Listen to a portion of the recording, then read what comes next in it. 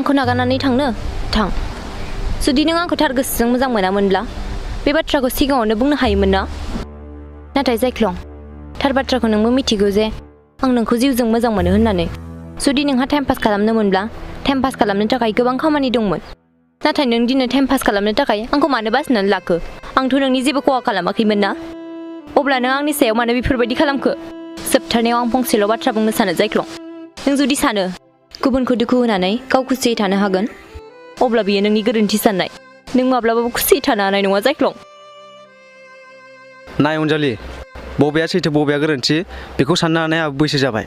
बेखौ नों बुंनांगौ गोनांथि गैया आरो खोनासं आंखौ गियान होनो दानाजा जायख्लं आंखौ गारनानै दाथां जायख्लं आं नोंखौ जिउजों मोजां मोनो जायख्लं आं नोंनि अनगा थांनानै थानो हानाय